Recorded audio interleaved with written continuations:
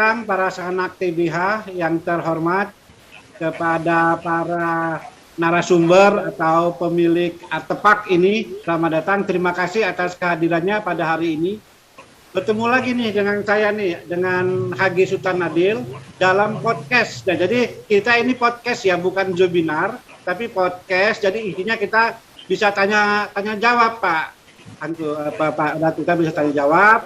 Nanti juga ini kita akan sebarkan di YouTube kita ya.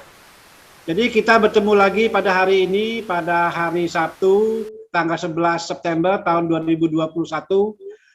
Manajemen Tourback History bekerjasama dengan Sultan Adil Institute akan mengadakan podcast. Nah, ini yang saya bilang podcast dengan beberapa narasumber, pemilik artefak ya, dan mereka juga nanti akan menceritakan sejarah dari masing-masing. Kita bertemu sekarang dengan pertama dengan sejarawan nih, budayawan Melayu tua, Datuk Dr. Abdul Latif Hasim MM. Selamat siang Pak Datuk. Selamat siang Pak. Ya, beliau ini ada gelarnya yaitu Datuk Bagindo. Beliau juga ini adalah pimpinan dari Museum Abdul Latif Malay Museum, yaitu beberapa artefak yang dia punya sekarang secara pribadi ini ya, Pak Datuk ya? Ya. Oke, nanti yang kedua kita akan juga terhubung nih. Oh ya, tadi Pak Latif posisinya ada di Kampar ya, di Kampar daerah Riau, Sumatera Tengah ya. Nanti kita melanjutkan teman kita yang ada dari Kalimantan ini. Selamat siang Pak Zulkarnain Erogan. Selamat siang. Tapi saya lagi di daerah Morotai. Saya bukan Kalimantan, tapi di Morotai. Morotai itu berarti Sulawesi dong ya? Maluku Utara. Ya, Maluku Utara itu ya. Sama juga itu, pinggiran juga itu Bang Zul. Jadi Bang Zul ini adalah pencinta sejarah. Nah, ini dia. Beliau ini adalah zuriat dari Pangeran Abdullah, Kerajaan Brunei Darul Islam. Ini saya baru dengar juga nih Pak, ada Kerajaan Brunei Darul Islam di Kalimantan ya. Ya. Jadi nanti dia akan menceritakan juga Kerajaan Brunei di masa ekspansi Spanyol dan hubungannya nanti dengan Kerajaan Brunei. Ya, Brunei Darussalam nanti. Gimana hubungannya nanti beliau akan jelaskan. Baik Pak, saya nggak nyentuh dulu Brunei Darussalam, saya nggak nyentuh ke sana. Gitu ya. Biar tidak terlalu beririsan, kita fokus di Brunei dulu ya. Baik, mungkin untuk yang pertama kita mungkin ketemu dengan Datuk Latif dulu. Dia mungkin akan menjelaskan nih, di depan dia ini udah banyak sekali nih beberapa artefak sejarah dari peninggalan Melayu kuno ya, terutama mungkin dari Kedatuan Sriwijaya, nggak pakai W tapi Victor V ya, itu ya Sriwijaya ya. Oke. Baik, kalau gitu Pak Datuk, kita mulai, kita berikan kesempatan kepada Pak Datuk untuk presentasi dengan artefaknya. Silakan Pak Datuk. Assalamualaikum warahmatullahi wabarakatuh. Waalaikumsalam warahmatullahi wabarakatuh. Bapak-bapak pemerhati sejarah, bapak-bapak tokoh sejarawan, serta tokoh masyarakat yang kami hormati. Pada kesempatan sore hari ini, ya kita berbincang-bincang mengenai masa kejayaan Nusantara masa lalu, di mana nenek moyang kita pernah berjaya dan pernah negeri kita ini sebagai awal peradaban di dunia dulunya. Jadi Nusantara ini sesuai dengan penelitian akhir-akhir ini, dengan menerjemahkan buku-buku kuno, baik itu di Yunani, di Romawi, di Tiongkok, India, Persia, dan segala macamnya, termasuk juga di Mesir, ternyata awal peradaban itu adalah kita di Nusantara ini. Tentunya dulu Nusantara kuno ya, di mana sebelum munculnya kepulauan seperti yang sekarang ini, negara kepulauan seperti sekarang ini. Jadi sejarah ini panjang, sangat panjang. Jadi kami nanti supaya tidak menyebar kemana-mana ceritanya, kami nanti akan fokus kepada pertanyaan-pertanyaan yang bapak-bapak beri. Dulu ada pendapat yang mengatakan bahwa kerajaan Sriwijaya itu katanya fiktif, artinya diada-adakan, gitulah. Nah, sebetulnya Kerajaan Sriwijaya itu ya mungkin dari berbagai pakar menyebut istilah lain gitu, sesuai dengan masa periodisasinya ataupun timelinenya. Nah, sebetulnya kalau Kerajaan Sriwijaya, kalau kita di sini mengenal kedatuan. Ya, kedatuan itu berasal dari datu. Nah, kedatuan Sribujayo, nah, aslinya. Sriwijaya tadi, Sribujayo, artinya 1000 kejayaan. Kenapa katakan 1000 kejayaan? Karena keturunan-keturunannya melahirkan 1000 kerajaan ataupun 1000 pemerintahan turun-temurun. Kemudian pusat ibu kotanya itu punya 1000 gajah sebagai pasukan bala tenteranya. Nah, 1000 gajah. Ini nanti kalau ada waktu kita terangkan nanti surat yang disampaikan oleh Raja Kedatuan Sriwijaya ini ke Sultan Abdul Aziz. Ada bunyi suratnya. Memang dinyatakan itu. Nah, ya silakan Bang. Pak Latif mengenai Sriwijaya mungkin nggak usah kita bahas sekarang. Mungkin yang kita bahas mungkin ke artefak yang Bapak punya dulu deh sekarang.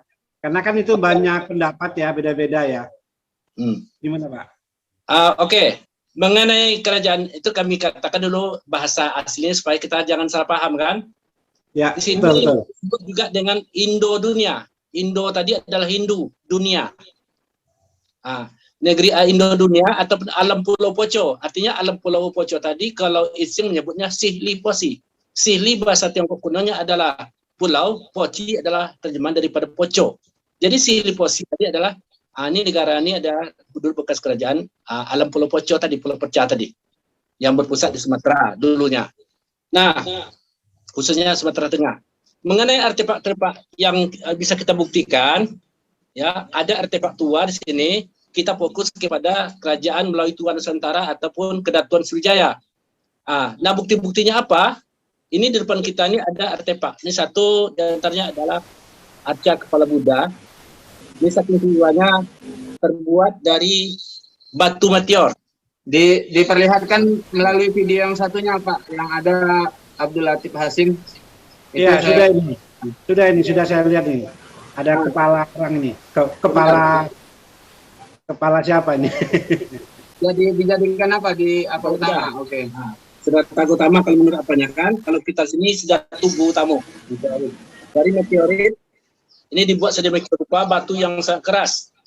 Nah, kemudian bukti-bukti lainnya adalah Maaf Pak, ini jadi terbuat dari batu ya Pak ya? Meteor, ya, dari ruang angkasa. Oh, batu meteor ya, meteorit ya. Oke. Itu kalau boleh tahu itu kira-kira kepala siapa itu Pak? Yang kalau Bapak tahu kira-kira itu? Kalau dalam sejarah ini adalah Siddhartha Gautama. Oh, Siddhartha ya. Dalam buku Tripitaka Siddhartha Gautama. Kalau dalam bahasa daerah kita ini Siddhartha Gautama. Artinya dia guru utama. Datu guru utama. Datu. Nah, ya. Kepalanya ini, lambang ini, relief ini ataupun ukiran ini, ulir-ulir ini adalah kalau internasional menyebutnya atau Cina menyebutnya dengan pusar bumi. Pusar bumi. Kenapa dikatakan pusar bumi? Karena Sumatera ini, khususnya Sumatera Tengah, Middle Sumatera itu adalah di tengah-tengah pulau dan tengah-tengah pusat bumi. Kita juga di tengah-tengah daripada Khatulistiwa. Untuk diketahui kedudukan kompleks Candi Muaratakus itu posisinya adalah 0,013 dulunya. Itu bujur timur, ya. Ini. Jadi pas di Khatulistiwa kita.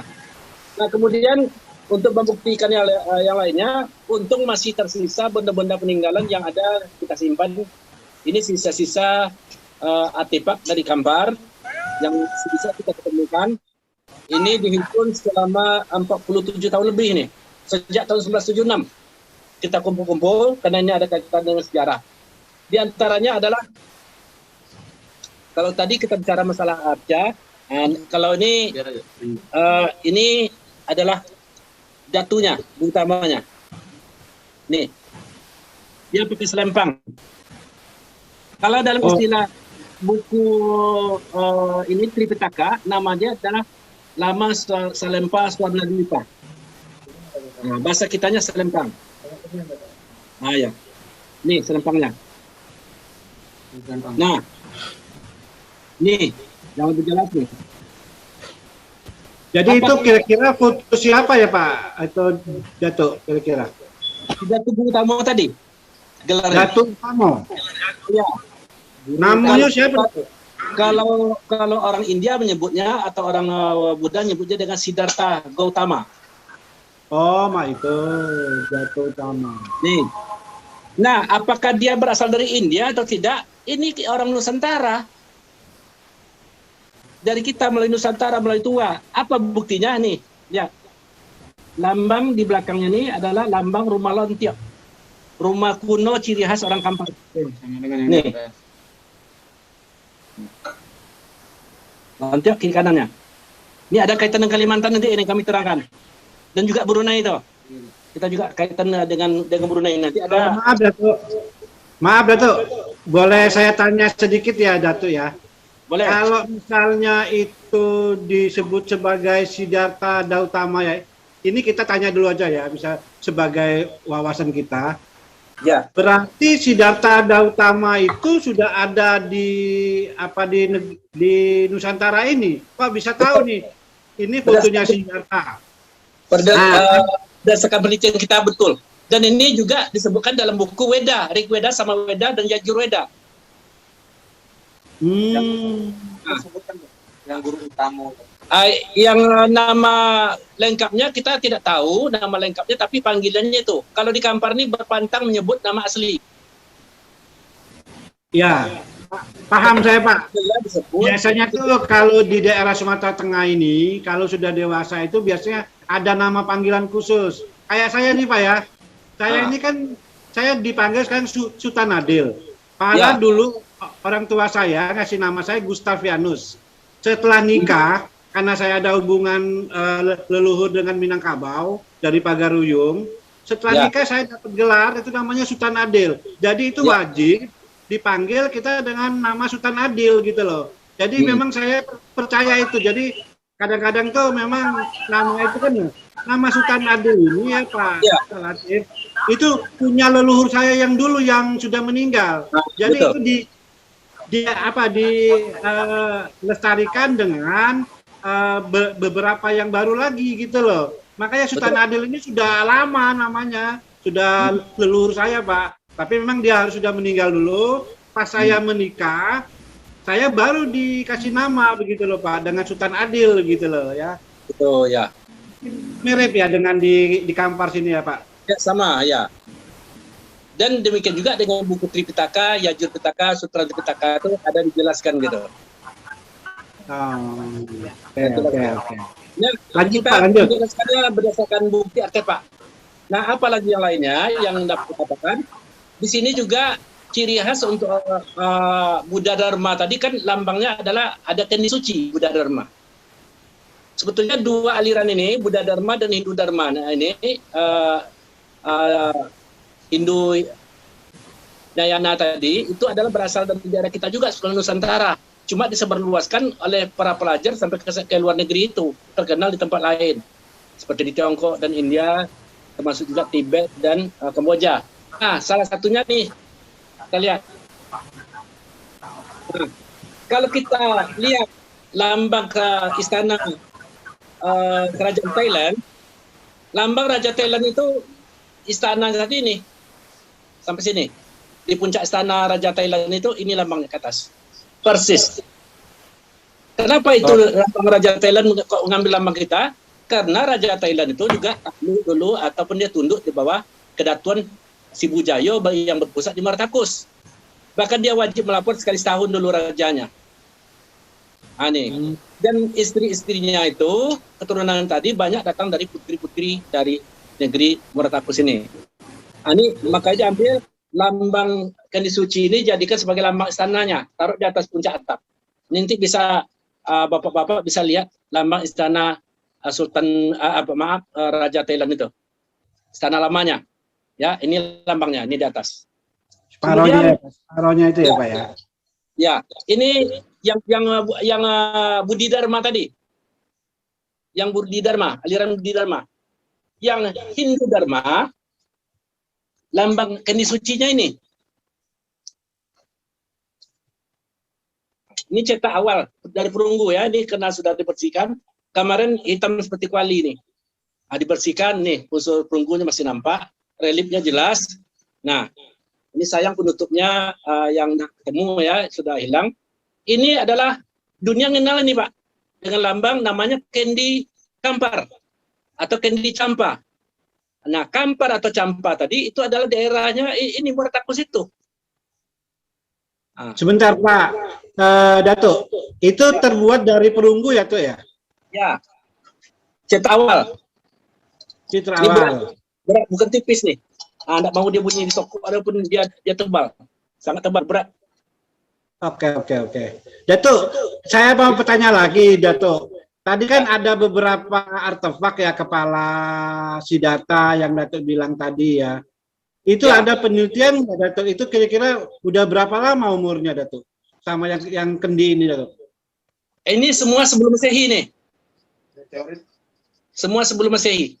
Apakah Sebelum 200? Ada mengatakan 200 sebelum Masehi, ada mengatakan 400 sebelum Masehi.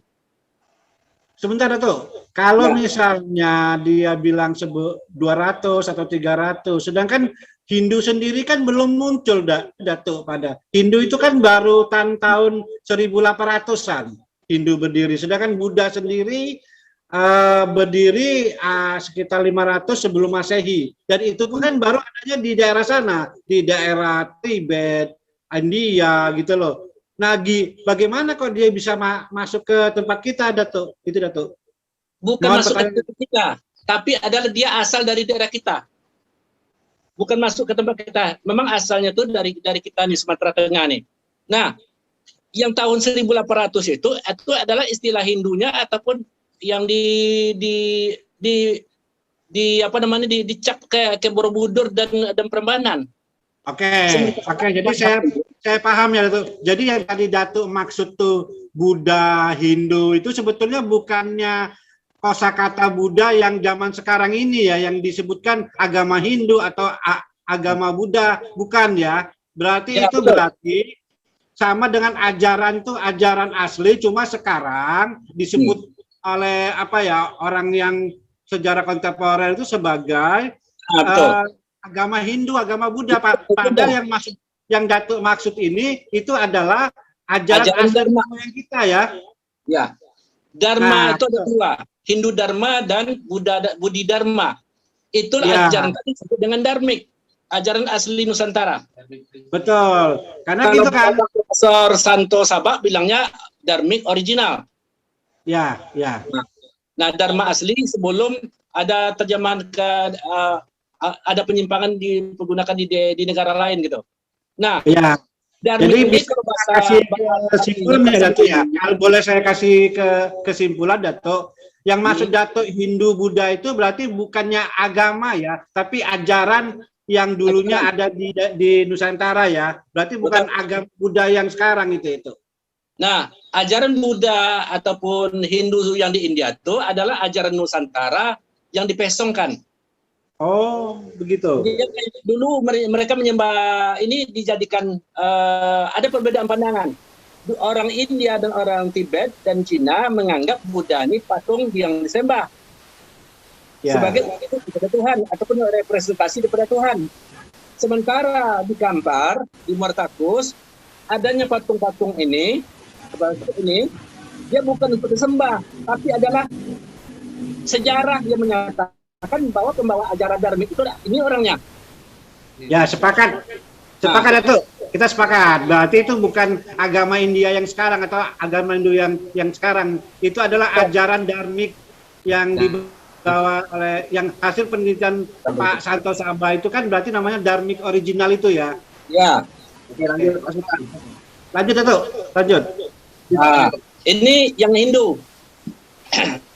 Nah, kenapa sampai ke istilah Hindu dan istilah apa? Ya, dalam Quran ada disebutkan. Mereka mengganti nama bangsanya dengan agama. Kan ada di Quran? Ya. Rasulullah lahir 571 Masehi. agama yang berkembang di daerah kita ini, agama dharmik sudah ada, ajaran dharmik, Budi Dharma, Hindu Dharma sudah ada. Tapi sayangnya nama bangsa Indo atau India tadi, India asli, India original itu kita, ya India yang sekarang India namanya, Magadha namanya, Bangli namanya.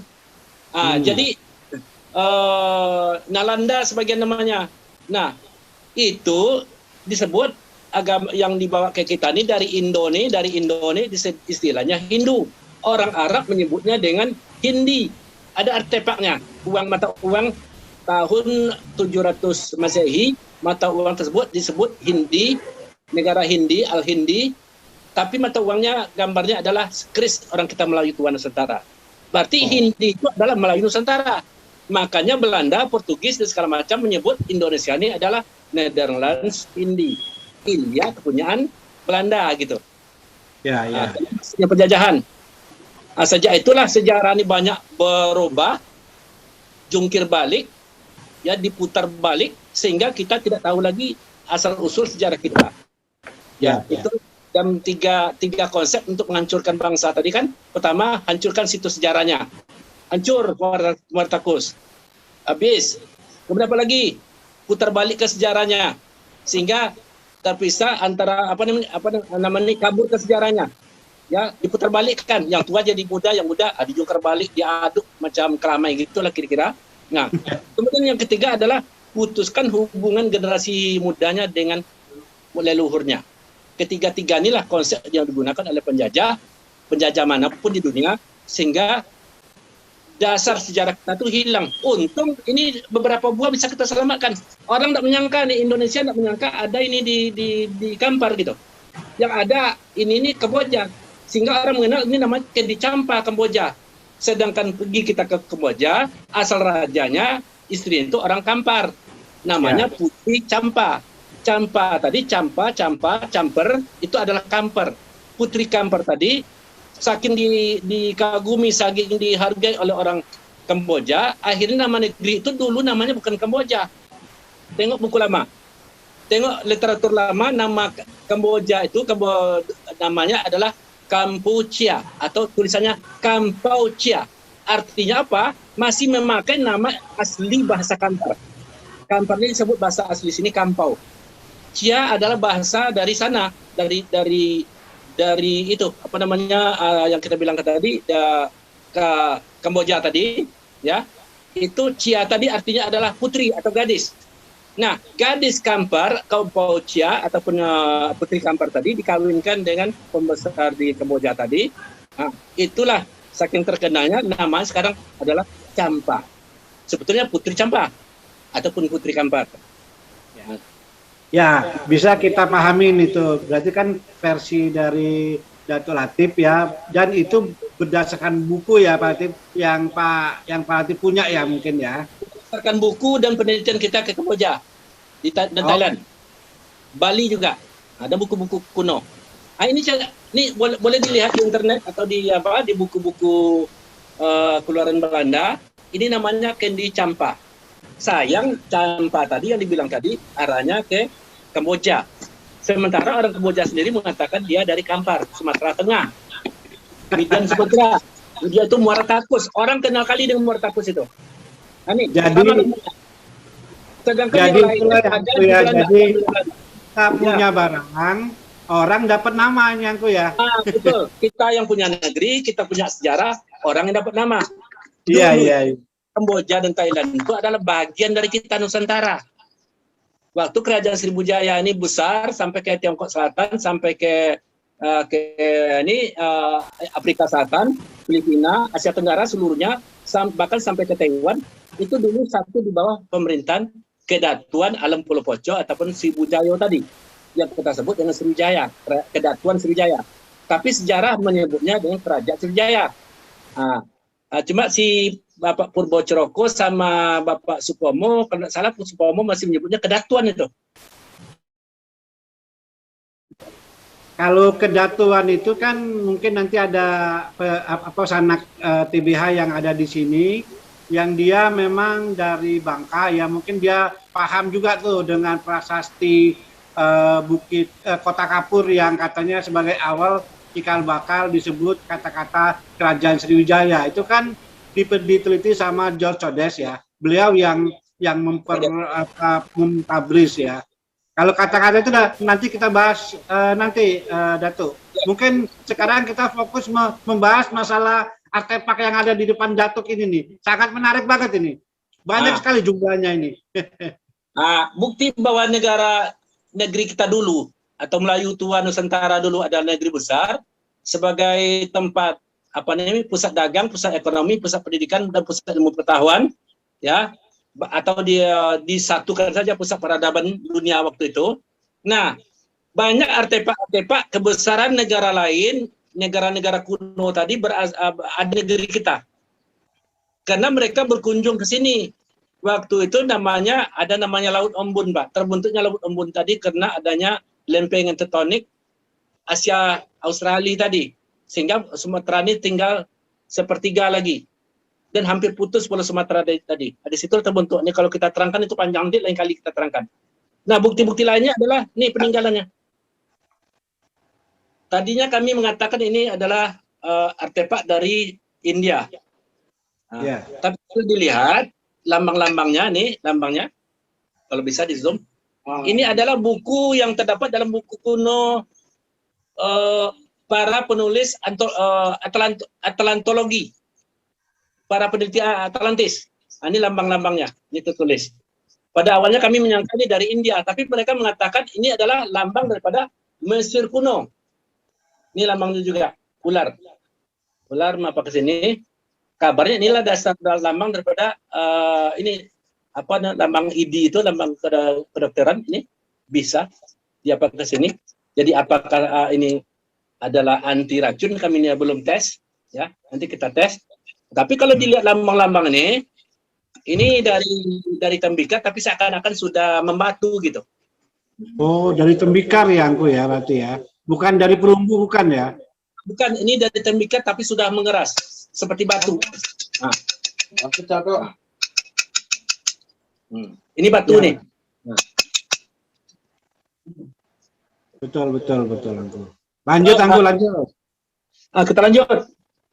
Nah, sebagai penghargaan untuk para biksu, para pelajar yang belajar ke Martakus, seperti dari Tiongkok misalnya, namanya Fahian, tahun 233 Masehi, kalau salah, ini abad ketiga kan. Sudah itu ada lagi namanya, kami lupa namanya itu, urutannya lupa. Kemudian generasi selanjutnya, 100 setelah itu, ada Icing, 671 Masehi. Sudah itu ada lagi namanya Atisa, di Pamkara dan segala macamnya. Dan sebelumnya itu ada lagi namanya Sri Krishna Sri Cinana. Ini India nih. India.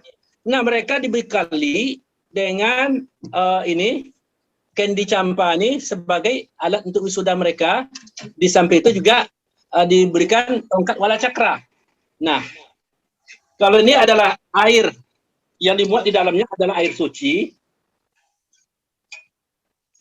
Ya. Air suci, tempat memandikan ataupun mencuci muka daripada biksu, biksuni ataupun pelajar yang belajar di Martakus. Atau kendi suci ini. Nah, kalau ini adalah replikanya, hilang gambarnya, Pak. Kalau ini adalah replikanya. Pak Sultan, ada admin yang Abdul Latif Hasim tuh dijadiin untuk kamera utama biar saya bisa zoom. Karena yang satu fokus. Ini adalah replikanya, terbuat dari perunggu. Inilah yang banyak bersebar ke negara lain. Ini dijadikan lambang oleh Raja Thailand sebagai lambang mahkotanya salah satu. Ini. Jadi data begini ya, tadi dapat saya simpulkan, jadi kendi yang Datuk pegang sekarang ini, itu adalah buatan lokal di Kampar sini pada saat itu, sebagai cindera mata setiap orang yang sudah selesai belajar. Jadi dia dikasih barang ini begitu ya, untuk cindera mata dia bawa ke negara dia masing-masing. Iya. Ada yang kecil dari ini, ada berupa mata uang, itu tetap itu, mata uang kunonya Istana Kedatuan. Pak Sultan, izin Pak Sultan. Yap. Yang Abdul Latif Hasim yang HP-nya Pak Latif tolong dijadiin co-host biar saya bisa bantu Zoom juga nanti. Sudah itu? Oh, co-host. Abdul Latif Hasim. Ya, biar peserta lainnya juga bisa ngelihat dari Zoom karena kamera itu kan saya standby kan buat Abdul Latif ngomong. Pak Abdul Latif ya, jadikan itu ya. Oke, siap. Tar. Tunggu sebentar Ya, ya. Berarti. Lanjut, Pak. Oke, sudah. Silakan. Ini yang berisi air suci. Ini sebagai lambang. Nah, kemudian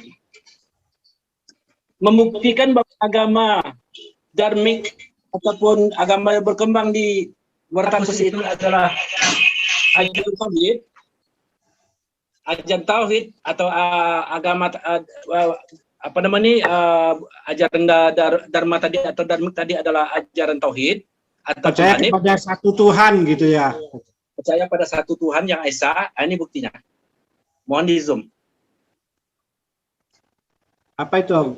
Kayaknya ini adalah Sang Siddhartha Gautama yang dibuat kayak gini. Ini semacam kopiah haji. Ini adalah jubah. Ini jubahnya. Ini lengan jubahnya sampai sini. Ini jubah. Ini panjang. Ini. Oh, begitu ya. Nama enggak dengan jubah Arab nih? Kayak itu orang tawaf itu bukan? Apa namanya? Kalau itu orang tawaf pakaian ihram tadi, yang satu lagi yang kita tengok tadi yang di sini. Nih. Di sini. Mohon di zoom nih. Ini yang gambar orang tawaf tadi ini adalah pakaian ihram. Nah, kalau bahasa kita asli di sini menyebut ini adalah selempang. Oleh orang luar sebutnya dengan selempa. Bahasa kampar asli. Nah, selempang tadi, nah kalau seandainya didapatkan, ini tandanya mereka itu agama tauhid, mereka tidak berbeda dengan pakaian Arab. Ini ada pakaian kebesaran waktu Atisa dan juga Fahien datang ke sana. Inilah pemimpin waktu itu, pemimpin Dharma pada waktu itu menyuruh muridnya menyambutnya dengan pakaian kebesaran berupa jubah. Nah, contoh. Ini tidak ada, Pak. Tidak ada di tempat lainnya, Pak. Di Indonesia tidak ada nih. Hanya di kamparnya ada. Ini juga kepala Buddha yang dari meteor ini tidak ada. Termasuk ini. Nah, ini juga tak ada. Boleh dicek nanti di Museum Nasional. Tidak ada, Pak. Dato, boleh tanya lagi Dato ya. Jadi kan dari sebanyak beberapa artefak yang Dato tunjukkan ini, kan sepertinya itu diproduksi di daerah Kampar. Betul. Nah, apakah bisa dilihat sekarang apa ada nggak pengrajin seperti Kampar yang dibuat yang Dato tunjukkan? Apakah masih ada nih sekarang? Apa sudah punah nih mereka ini? Dulunya kan ada para perajin, para pandai besi tadi ada. Kemudian karena ini Kampar ini bukan lagi sebagai pusat perdagangan, karena mendangkalnya Laut Embun berubah jadi Sungai Kampar dilalui oleh Bono Kampar. Dan di hulunya sangat dangkal, tidak bisa dilalui oleh kapal pencalang. Maka kapal pencalang tadi tidak bisa beralih ke sini, makanya dia mencari tempat daerah Banua Baru. Banua Baru tadi adalah di Palembang dan Jambi itu, sampai ke Jawa nantinya. Dan yang bisa kami buktikan adalah bekas onggok batu ataupun benda logamnya yang masih tersisa di dalam tanah. Ada beberapa 5 lokasi yang kami temukan dan informasi dari masyarakat ada. Jadi benda tadi merupakan tempat pusat persenjataan yang orang sini menyebut namanya apau. Tempat pandai besi ataupun logam tadi adalah disebutnya dengan apau. Itu sampai sekarang masih ada itu, Dato. Sampai sekarang ada saya bawa sampelnya. Tapi kenapa kegiatan kita mendadak ini tidak sempat kami perlihatkan. Ya, nggak apa-apa. Nggak, hanya saya pengen tahu aja apakah kegiatan si pandai besi ini, si pembuat barang-barang artefak ini, apakah masih ada begitu kan? Jadi kan dari situ kan kita bisa urutkan nanti ya ceritanya ya. Mungkin yang terakhir nih Pak, buktinya. Kita kan bicara harus berdasarkan fakta ya Pak ya. Ya. Mungkin kenal nih, atau para pemirsa kenal nih. Apa itu? Coba buka gambar makam Rasulullah. Makam Rasulullah di pintu tuh, ini palang pintunya nih. Oh, grendelnya itu maksudnya ya? Ya, bahwa sampai tahun ini, sampai abad keberapa nih kami lupa mencek tadi, abad ke-14 nggak salah atau abad 12, masih ada pengrajin kamper yang membuat ini. Bahwa yang ada di makam Rasulullah yang dipakai sebagai lambang penutup daripada makam Rasulullah tadi adalah ini. Ini adalah tempat tintanya, kemudian ini adalah tempat kalamnya yang disebut dengan rasam. Rasam itu bahasa kita, gosam. Jadi semacam rumput-rumputan yang sangat keras, itu rasam namanya. Atau di sini namanya gosam. Dimasukkan ke dalam, tintanya di sini, Pak. Nah, untuk menulis kiswah Ka'bah tadi, menurut dugaan kami, dipakai dalam menggunakan ini, maka dipakai lambang sebagai alat penulis Ka'bah tadi, kiswah tadi, ini ditaruh di situ lambang. Apa bukti hubungan dengan Nusantara? Ini buktinya nih, Pak. Kalau bisa di zoom agak ini buktinya. Ini kami dekatkan. Bisa dilihat? Huruf Arab ya, Pak? Huruf Arab, Arab Melayu. Oh, Arab Melayu ya. Bisa Ada dilihat? silau. Ini memang timeline, maaf ya, ini timelinenya berbeda dengan tadi yang kita cerita ke Sriwijaya. Tapi ini ada kelanjutan akhir. Karena Bapak tanya tadi adalah pengrajin besi atau pengrajin daripada metalurgi itu. Nah, sampai tahun ini masih ada, sampai abad ini. Apa bacaan, Pak? Kami bacakan. Kalau bisa baca, Pak. Silau, Pak, silau. Silakan Datuk kalau mau dibaca. Saya baca tulisannya Haji Abdullah Sayun. Nih, Haji Abdullah biasa. Sim alif Yanun Sayun. Kaemparo Kampar. Kawau Amza Kuwo. Artinya apa? Haji Abdullah Sayun Kampar Kuwo. Senah, ini tanggal 13 tahunnya ini 45. Apakah 45-nya hijrah atau gimana nih? Nih. Tahun 45 itu berarti kan kalau kayaknya itu ya, tahun hijrah itu. Hijrah, Dekat-dekat pada saat Rasulullah itu ya. Nah, jadi jelas dengan adanya tulisan ini adalah karya kita.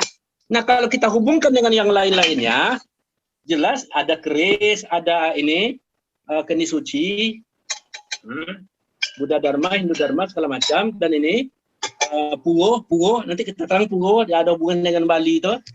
Ini adalah, ini betul-betul karya daripada nenek moyang bangsa Indonesia, Melayu tua. Oke. Bukti masih ada lagi di Mekah, Pak, di Madinah. Silakan disaksikan sendiri. Gambarnya pas. Oke, Datuk. Gini, Datuk. Untuk sementara kita mungkin kasih penanya dari sanak TBH yang lain nih yang mau bertanya mungkin. Silakan ya nanti ya kalau yang mau bertanya kita kasih waktu mungkin untuk tanya jawab ini sekitar 10 menit. Kita kasih 2 penanya aja, nanti silakan Datuk jawab dari pertanyaan itu. Silakan kalau ada sanak TBH yang lain kalau mau bertanya, mic-nya dibuka aja. Pertanyaannya, ada pertanyaan yang masuk di chatting. Apakah informasi ini dibuat dalam bentuk catatan atau bagaimana gitu? Ini informasi ini adalah di samping langsung keterangannya tertulis, saya juga meneliti. Saya meneliti tahun 1976 sampai sekarang masih meneliti. Sejak 1976, sejak bujang.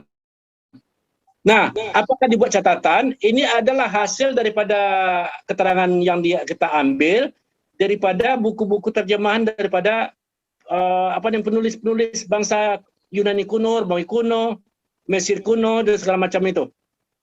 Yang buku aslinya sebagian masih ada di Irak, ada di Inggris, ada disimpan di museum Inggris ya, kami dengar. Ada lagi di Spanyol, ada lagi di Belanda, di Leiden itu. Itu. Jadi sebagiannya ada sumber tertulis dari luar negeri. Nah, yang kita terangkan ini apa-apa yang tertulis, apa yang diceritakan selamanya tidak dapat cari buktinya, kita mengusahakan menjadikan itu fakta bahwa yang diceritakan itu adalah benar. Contoh benarnya lagi, seluruh dunia tahu dan kenal dengan cerita 1001 malam. Cerita apa teman? 1001 malam. Itu zaman dulu di Baghdad itu ya. Abu Laila wal Laila dikenal dengan kisah 1001 malam, di mana di situ zaman pemerintahan Harun ar-Rasyid katanya abad 13 itu raja yang bijaksana.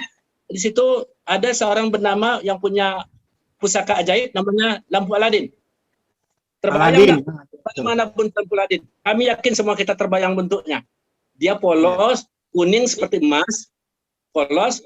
Nah, apabila digosok bisa mengabulkan permintaan kita. Itu kan itu dalam ceritanya.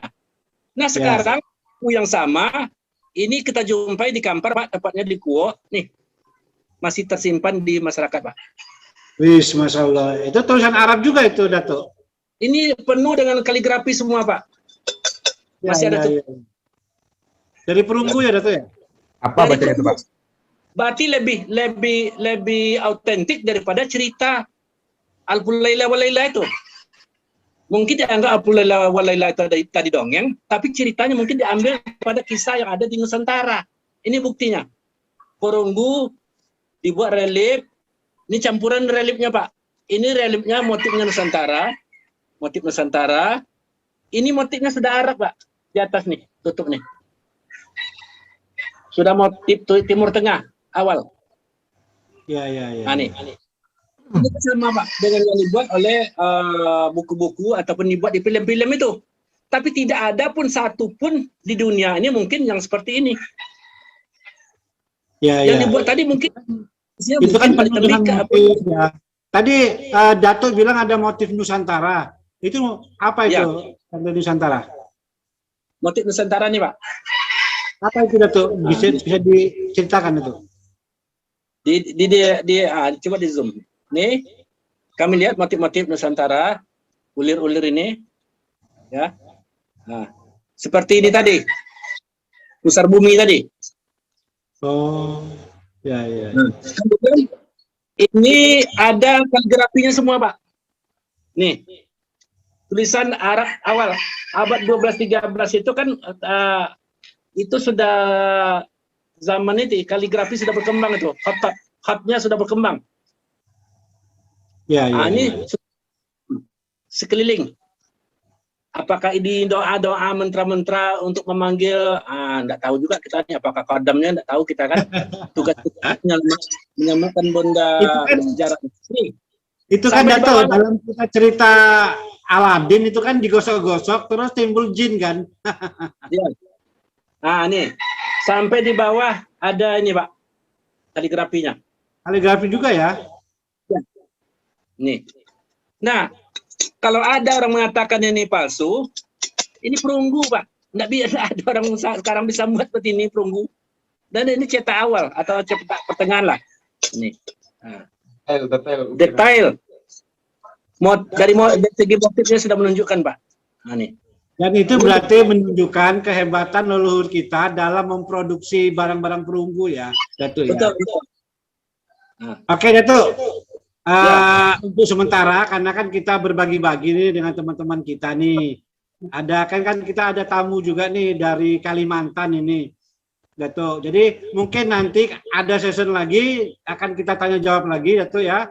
Tapi karena berhubung waktu kita bagi-bagi nih ya dengan Pak Sultan. Ya. Ada pertanyaan di chatting yang belum dijawab nih, tolong dijawab, Pak. Enggak, gini aja. Halo. Gini aja Bang Dino, kita gantian. Nanti pertanyaan itu nanti kita jawab setelah teman kita dari Kalimantan ya. Kita bagi-bagi ya. Oke. Ya. Jadi di sini kan juga ada yang namanya Pak Zulkarnain Arogan ini. Beliau ini adalah juga bisa disebut juriah ya daripada Pangeran Abdullah Kerajaan Brunei Darul Islam. Nah, ini dia nih. Saya juga baru dengar kalau di Kalimantan itu ada kerajaan Brunei ini kan. Yang selama ini udah ketutup dengan kerajaan Brunei, Darussalam, kerajaan Kutai kalau yang lama ya. Nah, mudah-mudahan ini kita dapat pencerahan baru nih dari Bang Zul. Silakan Bang Zul, kalau bisa Pak paparkan mengenai kerajaan Brunei ini Pak. Silakan Pak, waktu kami siapkan. Pak Zul. Oke. Silakan, Oke, Bang ya, Zul. ya. Assalamualaikum warahmatullahi wabarakatuh. Kalimantan juga. Wabarakatuh. Ini gambar ini sudah nggak? Sudah masuk nggak ya? Belum Bang, coba Bang diperlihatkan lagi Bang. Ya, oke, udah muncul. Ada dia apanya di Ya, ya. Oke. Sebelum saya mau sedikit ya. Ya, silakan Bang Zul. Di sini tertulis ya, Assalamualaikum wabarakatuh. Nah, saya sebenarnya dari orang tua saya yang aslinya Pulau Brunei. Ya, jadi di sini ada satu arsip ada di pusat sejarah di Singapura ya, di pustaka Singapura. Jadi di sini ditulis, saya coba tulis mungkin saya coba baca walaupun agak terbata-bata sedikit. Jadi di sini dikatakan Habuta Sri Mata, ya, Sri Buhana, Si Jakap Perkasa, Persang, Si Jaya, Prabuhana, Bajin Mada, Anan, Dika Baju, Buddha Prakrama, Sri Buhana, Karta, Masakalang, Kupermala, Melaya.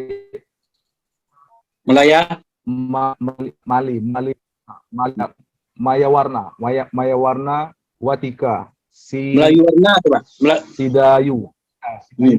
Sidayu 2 kan? Prabu Bawa Jalaluddin.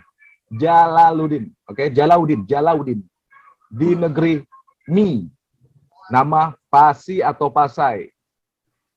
Nama jawatan Sri Maharaja di Raja Pasi atau Pasai, meneguhkan setia bakti kepada Paduka Sri Sultan Al-Awali Al-Adil atau Azam, ya kan? Azalam wal Malik Al-Mukarram fil alam, di dalam negeri Brunei. Darul Salam atau Darul Islam, ya kan? Di situ ya tertulis ya. Jadi daulat selanjutnya lah. Wa fazalladil ya robbal alamin itu kan. Oke. Kemudian di situ dikatakan bahwa ini ditulis oleh Pangeran Muhammad Saleh, katanya bin Pangeran Sarmayuda, ya katanya seperti itu. Kemudian ini ditujukan kepada, apakah itu dia yang kita di sini, ya? Ini tulisannya begitu susahnya saya mau membacanya. Kemudian dia menyatakan di situ ada daerah Kalimantan. Di apa? Dia menuliskan Kalimantan, namanya Abdul Mumin. Bisa Okay. Itu pada halaman pertama awal. Dia menuliskan. Nah, lalu apa kaitannya saya dengan Abdul Mumin? Pangeran Abdullah dengan Abdul Mumin. Ya. Jadi Pangeran Abdullah ini, Pak. Pangeran Abdullah ini nama ini tidak tercatat di sejarah. Tidak tercatat di sejarah, bahkan tidak tercatat pada dia hanya ada ditulis pada perjanjian list. Kita ada list. Jadi nama-nama itu ada sekitar 30 nama. 30 nama itu ada di situ ditulis hanya ada Mumin. Kemudian saya bertanya, kenapa Pangeran Abdullah tidak termasuk di dalam 30 nama itu, dalam list itu? Karena dari keluarga saya yang ada di Kinabalu, dia mengatakan bahwa Pangeran Abdullah dia tidak mau menyerahkan tanahnya, wilayah kekuasaannya, katanya di Karambunai, ya, di Karambunai itu disewakan kepada Inggris waktu itu. Dia tidak mau. Oke, jadi namanya dia sehingga dia mau dibunuh, dia di apa? Dia lari sampai ke Natuna. Di Natuna Pak larinya Pak, Pangeran Abdullah. Begitu juga kakeknya Pangeran Sabandar Maulana Abdul Wahab atau Sri Paduka Maulana Abdul Wahab. Sri Paduka Maulana Abdul Wahab. Kemudian kita Bang Zul, sebelum lanjut, Bang Ya. Zul, biar kita bisa memahami ya keberadaan Kerajaan Brunei ini. Ini kira-kira Brunei ini lokasinya di mana? Dan daerahnya di apa aja? Ini kan kalau sekarang kan ada Kalimantan Utara itu dikuasai Malaysia, ada negara Brunei, di bawahnya Indonesia. Filipina sekarang kan sudah mempunyai kerajaan sendiri gitu, negara sendiri. Nah, posisi negara atau kerajaan Brunei ini di mana, Bang? Sebetulnya, Bang. Sebentar saya inikan dulu. Gak apa-apa, Bang. Saya cuma pengen tahu aja. Ini kan baru dengar nih ada kerajaan Brunei ini. Pusat. Saya kasih lihat dia pada tahun Oke. Ya, ini. Nah, itu yang bulan bintang itu. Itu kemudian dia pada tahun 1942 ya. 1942 pusat pemerintahannya sudah berpindah kepada Borneo Utara. Dikatakan begitu dalam catatan keluarga. Ya, 1942. 842. Dia sudah berpindah. Kemudian di situ karena pada tahun 1942 itu antara Sulu Morolandia, yaitu waktu itu masih hidup Pangeran Muhammad Saleh Al-Alawi, ya. Nah, itu dikatakan pada waktu itu Sultan Sultan Ali Awaluddin, ya, itu dia sudah menyatu dengan Abdul Mumid. Bentar, Bang. Bang Zul. Ya, jadi ya. Ini yang Bang Zul kasih ini semacam kayak pin ya atau bukan, itu piring. Piring ya. Itu tengah-tengah itu kayaknya Pulau Kalimantan ya. Iya, benar. Harganya Kita masih belum tahu nih kok kayak gambar apa ini. itu. Ya. Oke, lanjut Bang, lanjut. Oke. Nah, kita sebelum situ kita akan masuk kepada ini yang pada tahun 1390. Tapi itu belum bisa saya share ya kalau yang itu ya. Karena dari keluarga masih bilang tunggu dulu lah, jangan kita buka. Sultan. Ya buka. Saya Nah, ini pada abad 13 ya, pada abad 13 di Filipina ya. Jadi di Filipina disejarahkan dengan Big First of Philippines area Layures, ya kan? Itu sekitar kemudian 15th centuries, jadi tahun 1500-an itu bermula peperangan agama dan penaklukan negara. Oke. Di bagian Luzon katanya, di bagian Luzon, Malakanian, kedudukan Raja Sulaiman di Luzon nih Pak, kerajaan itu kalau saya perhatikan di Intramuros Pak, Intramuros. Raja Sulaiman diserang di kawasan Intramuros katanya. Sejarah Raja Sulaiman dirahasiakan antara menang atau kalah. Ya, itu katakan segitu, menang atau kalah itu dirahasiakan.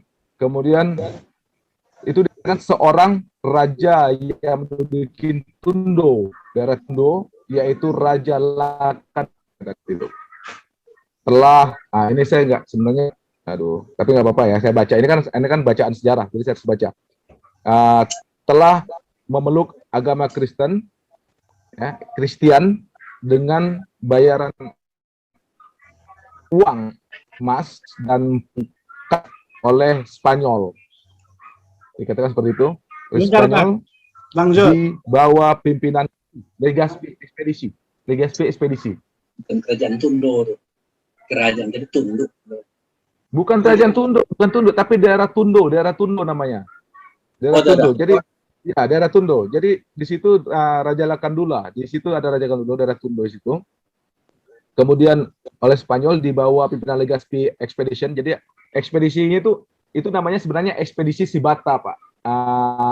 Ekspedisi Sibata itu dari Spanyol yang mana Raja Philip dulu itu. Jadi itu dia ada 3 kali ekspansi di Kalimantan ini, di Kalimantan, Filipina, dan karena Filipina dulu Kalimantan maupun Sulu Morolandia itu satu, Pak, kita, Pak. Ya. Nusantara, Pak. Satu penguasa ya. Itu ya, satu penguasa, Pak. Satu penguasa. Karena kenapa saya bilangkan satu penguasa? Pada tahun begitu nanti bisa begini. Saya mau duduk di mana nih penguasanya? Ya kan? Saya mau besarkan di mana? Waktu itu pusat pemerintahannya di mana? Kebetulan waktu itu pada zaman Raja Sulaiman itu dia berpusat di Intromaros dulu. Intromaros, Luzon, Luzon. Itu masih bersimbolkan matahari loh, Pak. Bang, sebentar. Ya. Tadi Abang sebutkan Raja Sulaiman itu Raja Sulaiman yang mana nih, Bang? Oke, itu dia pada tahun 1400 sampai 1500 dia itu. Oke, berarti itu Sulaiman itu berarti Sulaiman yang ada di kerajaan Brunei itu ya, bukan di tempat lain ya? Termasuk dia karena keturunannya di situ, dia keturunannya dari Buranum, Pak. Buranum Burunian, Pak. Ya, ya. Dia mengatakan seperti itu. Sulaiman ini orang Buranum Burunian. Buranum Burunian itu adanya di mana? Kalimantan. Jadi kalau misalnya anaknya siapa? Kalau Anda saya bilang Raja Bawinda. Nah, Raja Bawinda dari mana? Raja Bawinda bukan dari Minangkabau, Pak. Raja Bawinda itu orang Buranum, Burunian. Mohon maaf, Pak. Nah, jadi kalau dibilang Bawinda dari Sumatera, enggak, Pak. Dia orang Buranum, Burunian. Ya, nanti kita bisa lihat dari bahasa Sanskerta tadi Arab Melayu tulisan Arab Melayu yang berbahasa ada Sanskertanya, Buhana, Sri Buhana, segala macam. Nah, jadi Raja Bawinda nanti kemudian pada tahun itu ekspansi waktu itu dia memakai 6 perahu, Pak. Dia bawa 6 perahu tuh, Legazpi itu membawa 6 perahu, kemudian kerajaan belum siap, diserang, dikira datang baik-baik, tetapi ada serangan. Kemudian yang kedua ekspansi namanya Ferdinand Magellan. Ferdinand Magellan itu ekspansi kedua. Nah, lalu pada ekspansi kedua itu kita makin parah, Pak, waktu itu. Nah, pada ekspansi ketiga itu saya belum ketemu di internet, saya mau coba cari itu namanya ekspansi Louisiana, namanya Luisa dan Mbak Abidra Expedition namanya itu. Itu mereka kalah, mereka membawa 32 perahu tapi kalah. Itu dipimpin oleh the Lord of the King, the King of the Land and Lord of the Sea. Namanya adalah dia adalah Raja Solo dan dia ada keturunan juga masih dengan dia adalah Raja Bolkiah Nabab Nohti. Itu namanya. Gelar sultannya, itu kita sudah Islam. Gelar sultannya itu adalah Amir Umaro. Itu gelar Islamnya, sultannya itu. Nama gelar sultannya Amir Umaro. Jadi ketika saya coba tadi saya sudah bincang-bincang juga sama Pak Zulkifli Wangsail tadi di grup sebelum itu kan. Walaupun dia bilang silsilah saya, wah silsilahmu nggak benar, ibaratnya begitu. Nggak ada nama begini, nama begitu. Tapi saya bilang, catatan mana lebih dulu saya atau catatan mereka? Saya begitu saya ngomongnya, Pak, sama mereka tadi. Dan sehingga nama-nama itu kita daftar silsilahnya ada. Ya. Hebatnya bangsa kita dulu, Pak. Ya, raja-raja kita dulu, Pak. Sudah bisa bahasa Inggris, Pak. Sudah bisa nulis. Kalau raja tak bisa nulis, bohong katanya. Raja bisa nulis, Pak. Oke, Pak. Jadi bahasa Inggris bisa, bahasa Spanyol bisa, bahasa Sanskerta lagi bisa, bahasa Melayu, tulisan Arab bisa, Pak. Raja kita, Pak. Nggak bodoh raja kita, Pak. Ya, raja itu yang paling duluan pandai nulis. Karena dia karena dia ekspansi, dia mengekspansi dulu. Bolkiah ini dikenal sama orang bule. Ini orang Spanyol yang nyebut loh, Pak. Dia itu orang Inggris yang menyebutnya, maupun orang Inggris maupun orang Spanyol. Dia itu disebut King of the Land and Lord of the Seas. Raja di daratan, penguasa di samudra, Pak. Bukan main-main, Pak, gelar itu, Pak. Jadi kita selama ini mau dibilang negeri kita bodoh, negeri kita nggak tahu apa-apa, kurang ajar sekali kalau kayak gitu namanya. Bangsa kita sudah duluan ke sana, sehingga pada waktu Columbus mau datang mencari the king tadi ini, dia itu nyasar, Pak, dia nyasar ke Amerika. Itu cerita keluarga saya bilang, ada catatannya di situ. Nyasar Iya. dia nembus ke Amerika, dia nggak ada ke Nusantara. Kita sudah keliling dulu Nusantara. Sudah keliling dulu. Jadi nenek moyang kita ini dalam catatan yang saya pernah bacakan, sajak yang saya bacakan itu ditulis oleh Sultan Jamalul Alam. Jamalul Azin Alam. Dia terkenal dengan nama Jamalul Alam. Terserah kalau misalnya negeri Brunei tidak mau mengakui Jamalul Azam Alam adalah Raja Brunei, saya nggak ada masalah. Saya nggak ada masalah di situ. Yang penting namanya Jamalul Alam. Dia terkenal dengan nama Jamalul Alam. Gini, Bang Zul. Alam-alam. Bang Zul, Ya. mungkin ada yang mau saya pertanyain, ada yang benak saya itu masih belum nyambung gitu loh kan. Jadi hubungan dari kerajaan Brunei dengan Brunei tadi kan sudah Ya. nyebut Bolkiah segala macam tuh. Berarti ini kan ada hubungan dengan Brunei, dengan Bolkiah, dengan Brunei yang sekarang ya, maksudnya kan. Ya. Karena Brunei yang sekarang ini kan munculnya juga baru, negara ini kan tahun 84 kan. Dia merdeka kan. Sebelumnya juga dulu koloni Inggris lah ya dimerdekakan. Nah, jadi hubungannya Brunei, tolong sebutin juga timelinenya ya, biar kita juga paham gitu loh Brunei ini apa. Nah, dengan kerajaan Brunei Darussalam ini bagaimana tuh, Bang Zul? Jadi gini Pak, ketika seandainya silsilah kami dia mau pakai, misalnya catatan keluarga kami dia pakai, saya akan akui, saya mau akui. Tapi kalau dia nggak mau pakai catatan kami yang ditulis di sejak tahun 1878 itu, untuk apa? Kan begitu. Saya tidak akan mau menyentuh ke sana, Pak. Lalu apa kaitannya tadi Bapak bilang lampu Aladin? Oke. Kita buka gambar satu. Gambar ini di sini. Kalau yang ini kita boleh buka, Pak. Untuk Pak. Ini gimana cara tutup? Yang ini saya buka. Tunggu sabar. Yang mana Aladin, Pak? Yang tengah. Ini lampu Aladin juga dong ini. Ya itu lampu, Pak. Itu bersama yang seperti itu. Jadi ini dari Aladin memang, Raja Aladin. Ini Raja Aladin. Ini memang lampu, Pak. Lampu minyak, Pak. Ini lebih mudah seperti itu. Terbuat dari apa nih, Bang Zul? Ya, saya belum berani ngomong beberapa karena saya belum nyentuh sendiri. Jadi keluarga saya kirim gambar ini. Jadi dia bilang, saya tidak menanya lebih hal itu karena saya nggak tujuan saya nggak ini gitu loh. Saya nggak tujuan itu. Ya, Bang Zul, mohon ditanya dulu. Ini terbuat dari apa nih, Pak? Itu alat ini? Itulah saya kan gini, Pak. Saya nggak nanya sama keluarga saya terbuat dari apa, karena saya tidak fokus pada barang gini. Cuman di bawahnya dia ada ditulis di Artefak ini sekarang posisinya ada di keluarga sama Kinabalu, Pak. di Palu. Kakanda saya di Kinabalu. Oh, Kinabalu, berarti di Malaysia ya barangnya ya? Malaysia. Iya, sekarang masih dulu Nusantara, Pak. Karena kita masih pegang benderanya, Pak. Sebentar, Pak. Iya, maksudnya sekarang ini Ya, kan. dulu, Ini lambang apa ini? Ali Batanun, kemudian itu ada bintang 5, 1, 2, 3, 4, 5. Oke. Buku cetakan itu. Ini kayaknya aku buka ini apa namanya kerajaan Islam juga ini kayak ini kan bulan bintang tuh umumnya dari kerajaan Islam itu biasanya. Islam, Pak, ajaran Islam. 2, 3. Kita sudah masuk kerajaan Islam. Jadi waktu itu dibawa oleh dari Baginda saja sudah Islam. Kemudian sebelumnya itu ada Syekh Makdum. Oke. Nanti kita akan berbicara lagi pada Wali 7. Wali 7. Gitu loh. Wali 7 itu kan Wali 7. Jadi Wali 7 itu ada tiga orang, 3 dari 7, ya. 3 dari 7 itu asli Nusantara. 4-nya dari tanah Arab, entah daerah mana saya nggak bisa tahu mau dari mana. Penting 4 dari Arab. Oke. 3 dari Indonesia adalah yang bernama Datu Lepo.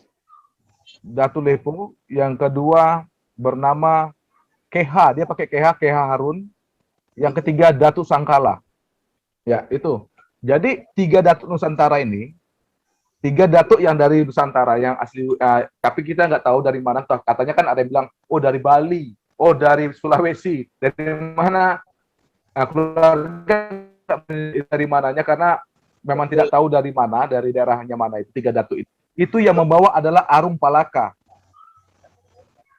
Jadi Arung Palaka membawa tiga datuk pergi ke negeri Brunei tadi, Sulu Morolandia. Jadi pusat dia mengambil kitab namanya kitab Darul Manjum namanya Pak. Nah kan masa ekspansi itu, jadi pada masa ekspansi itu mau mengamankan kitab itu dibawalah. Itu Arung Palaka yang ambil, yang bawa. Arung Palaka itu abad berapa? Kan begitu. Sejarah mencatat Arung Palaka berapa.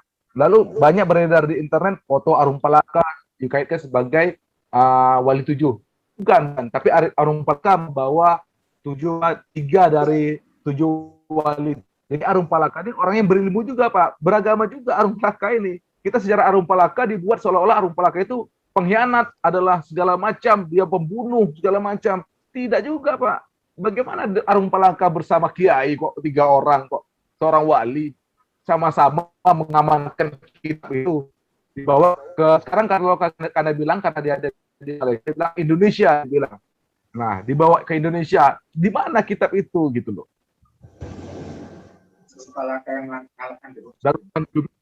Dan itu menjadi kitab tauhid Pak katanya Pak. Itu kitab tauhid.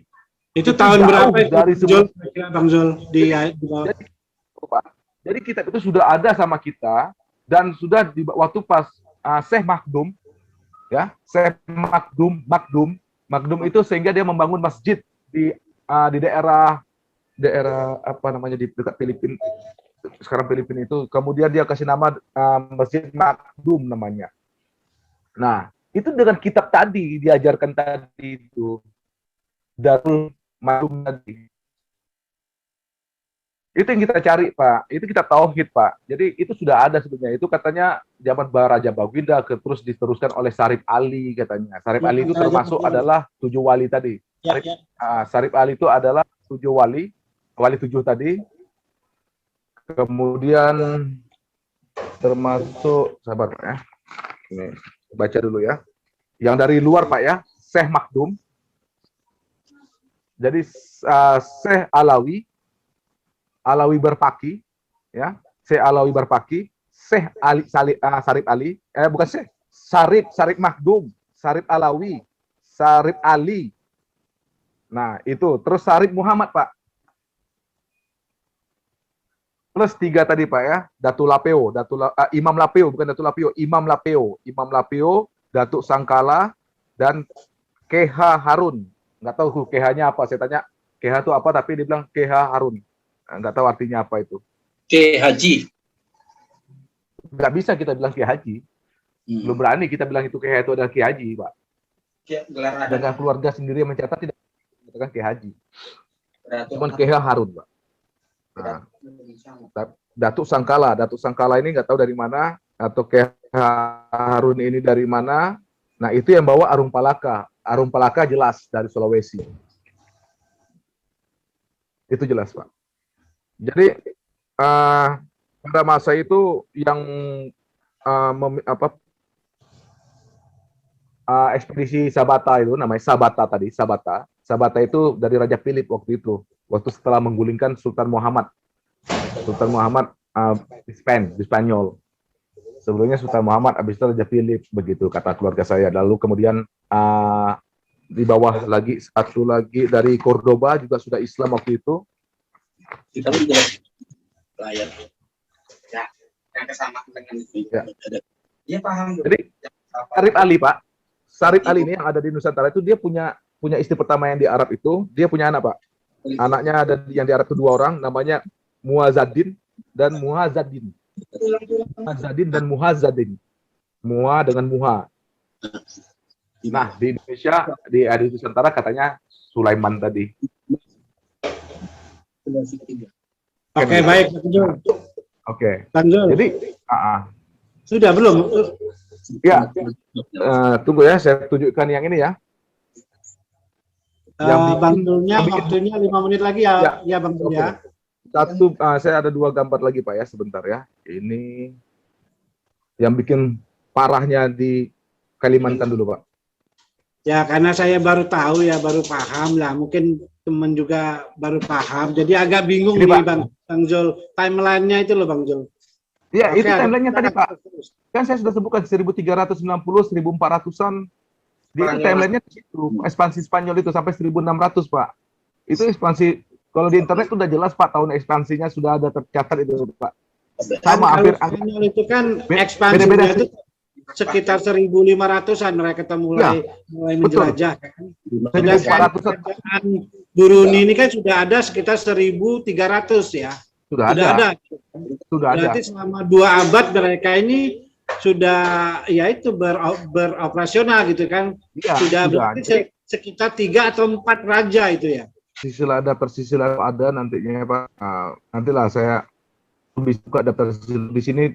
Itu malu alam tadi, Pak. Jadi di sini kita tuh kayak tertipu sama mereka, sama di negeri luar itu dulunya itu kan dia sebenarnya perjuangan yang belum selesai. Jadi di situ ada penyerahan apa namanya, pajak tadi, maksudnya penyewaan tadi itu, Pak. Di situ ada Alfred Den, ya.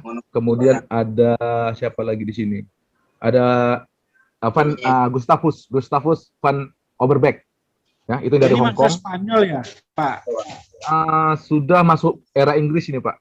Oh, Inggris berarti ya. Ya, 18-an berarti sudah ya, 18-an. ya, 18-an. Nah, itulah pada masa Abdullah lari, Pak, dari Kalimantan, Pak, dari Borneo, Pak. Nah, itulah dia. Jadi itu ada perjanjiannya di situ, dan ada daftar 30 nama, kita ada daftar nama 30 nama, itu keluarga-keluarga yang akan menerima sebenarnya. Mereka sewa, Pak. Mereka bayar pajak itu sekitar $5.000, Pak, per tahun, Pak. $5.000 per tahun, Pak. Bang Zul, ini dari pemerintah Inggris itu kan nggak kebaca kita tuh siapa itu. Terus dari kerajaan Brunei-nya siapa, Pak? Waktu ini sudah bukan Brunei lagi yang ini. Dia sudah tapi karena sudah dua pemerintahan, Pak. Kita sudah pada zaman Alauddin, Pak. Zaman Azimuddin atau dikatakan Alimuddin itu sudah pecah lagi menjadi 2, Pak. Ya, kita sudah bercabang. Jadi Sulu Morolandia, Sulu sendiri, Brunei sendiri. Itu dalam catatan keluarga seperti itu, terpisah. Itu sejak masa terpisahnya itu di sebelah Sulu Morolandia itu Mawali Wasit, Pak, atau Raja Bungsu, disebut Raja Bungsu. Kemudian di Brunei itu disebut Bolkiah tadi, Pak. Raja Umaro. Jadi dua kepemimpinan waktu itu. Sejak pas Bolkiah tadi sudah 2 cabang. Oke, baik, Bang Zul. Kayaknya ini sedikitlah kita memahami sedikit ya, walaupun tidak menyeluruh ya, Bang Zul ya. Kalau ada yang mau bertanya silakan. Kalau ada yang mau bertanya, buka mic-nya. Pak Abdul Latif, ada yang mau ditanyain? Datuk masih agak bingung ya. Bang Dino, ini apa nih? Ya, inilah Indonesia dulunya. Oh, dulu ya? Iya, Indonesia cita-cita kita. Jadi yang bilang Indonesia dibeli sama penjajah, Pak, ya. Jangan dibilang orang Jerman. Bentar, ini punya siapa nih? Ini punya Datu ya? Iya, punya keluarga saya juga ada di Kinabalu sekarang pegang. Oh. Ya, itu Indonesia. Tahun berapa, Pak, ini kira-kira ini dibuat ini? 1800-an itu, Pak. 1800-an berapa itu, Pak? Itu pada suatu penyatuan tadi. Zamannya udah kerajaan Belanda, sudah kerajaan Inggris ya. Mereka udah berkuasa itu ya. Ini sudah ya, nanti kita kan akan masuk pada sebenarnya nanti panjang, saya mau sampai ke 1944 itu nantilah. Gak usah lah, kita ke sana saya bicaranya. Jadi tadi Brunei-nya di mana, Pak, posisinya, Pak? Yang di atas itu ya? Yang di mangkuk tadi, iya. Itu sudah pas waktu penyatu lagi pada 1842, pusat pemerintahannya itu ada di Borneo Utara. Pusat pemerintahannya, Pak. Maksud Oke, Bang Zul, ya. Di Borneo Utara itu kan ada 2 negara, punya Malaysia 1, punya Brunei Darussalam 1. Nah, kira-kira Brunei ini ada di Brunei-nya atau ada di Sarawaknya, Malaysia? Dia antara dengan waktu itu antara Sabah dengan Brunei sekarang perbatasannya. Nah, ini waktu bukti penyatuan tahun 1842 ini tadi. Kulit adalah lambang negara. Kita sudah menyatu di sini. Iya, iya. Berapa lambang, berapa simbol ada di situ, Pak? Dalam sejadah loh, Pak, ini, Pak. Nggak main-main, Pak. Ayat Al-Baqarah ini, Pak. Ini apa ini bacanya nih Bang Jul? 285, 284, Itu surah Al-Baqarah, Pak. Ah, itu si itu udah tahu tuh. Al-Baqarah ya. Oh. Ya. sama Ini surah Al-Baqarah. 6 tuh, Pak. Ya, itu tinggal dibaca, bisa dibaca. Tadi Itu Bang Jul, adalah maaf nih saya mau tanya lagi nih Bang Jul. Itu yang Ya. lambang bulan bintang itu lambang kerajaan atau lambang apa itu Bang? ya, di situ jadi lambang kerajaan. Ini kan dia kan lambang ibaratnya agama Islam, Pak. Jadi Ya betul. Maksud saya itu udah lambang kerajaannya Burundu itu apa? Buruna apa tadi? Buruni tadi, Buruni. Nah, Burundu jadi tadi ya, lambang kerajaannya ya. gini, Pak. Jadi kan kita sudah Islam nih, Pak, dulu, Pak. Jadi itu dia kan lambang bulan dan bintang. Ini kan ada bulan dan matahari. Ya kan? Kan terpecah tadi, bulan dan matahari, bulan dan bintang. Ya kan? Nah, ini sebenarnya sama, Pak. Satu, Pak. Satu semua, satu kerajaan, Pak. Nah, itu kan di sini kan ada itu kan Muhammadan, Pak, yang buat itu kan sebenarnya Muhammadan tadi ini kan. Ya, Muhammadan tadi bulan dan bintang. Selagi katanya dikatakan selagi bulan dan bintang menyatu agama ini. Itulah menyatu. Hanya simbol aja lah ya, bukan lambang kerajaan. Ya, Hanya simbol ya, Pak ya. simbol. Nah, disitulah yang dipakai kerajaan-kerajaan sekarang kan pakai juga, Pak. Bulan matahari dipakai, Malaka, kerajaan sekarang ini yang pakai ini partai nih. Kalau bulan bintang itu partai bulan bintang sekarang ini. Iya. Di situ Pak Sultan, Ya, di situ ada lambang bintang Daud juga tuh, Pak. yang mana bintang laut di atas? Itu bintang 3 tuh, Pak. Bintang Daud itu, Pak. Ada lambang Nun tuh Nabi Nuh. Bukan Nun itu bulan sabit. Bulan sabit. Oh, bulan sabit. Itu bulan sabit itu. Kalau kita tuh bulan penuh, Pak, sebenarnya, Pak. Matahari dan bulan penuh, Pak. Itu tuh raja tuh, sang raja Ya, kayak itu. Nun itu ya. Biar tuh matahari, Pak. Ya kayaknya ini simbol-simbol aja kali Pak ya, simbol-simbol Islam tuh dia masukin ya. Iya, dipakai. Awalnya kita kan simbol matahari, Pak. Nusantara. Semuanya itu. Iya. Ya. Jatuh lagi pada yang mau ditanyakan silakan itu. Sebelum Ada hubungannya dengan daerah kita nih. apa tuh? Mengenai Brunei tadi ataupun Kalimantan tadi, berdasarkan tamu dan sejarah di sini ada nampaknya garis benang merahnya. Kalau kita lihat peta abad 13 yang dikeluarkan oleh Spanyol kalau tidak salah, abad 12-13, itu nama Pulau Jawa, Jawa Minor, Jawa Mayor. Sementara nama Pulau Sumatera adalah Kampertra. Kampertra namanya. Tapi tidak ada dalam sejarah kita. Tapi dalam peta kuno ada itu. Kemudian Kalimantan belum ada nama. Karena belum ada nama, dikasih nama Pulau Kalimantan tadi adalah Jawa Minor. Padahal mayor dengan minor ini kan, mayor itu kan yang besar. Pulau Jawa yang kecil dibilang mayor. Pulau Kalimantan yang besar dibilang minor. Karena waktu itu kan mungkin luas daripada pulau ini. Mungkin informasi pada saat itu kan belum masuk banget ya katanya. Itu tahun berapa itu, Datuk? Peta ini dikeluarkan kalau tidak salah oleh Spanyol, diambil dari bangsa Andalusia, dulunya kerajaan Andalusia, berarti abad 12 ya.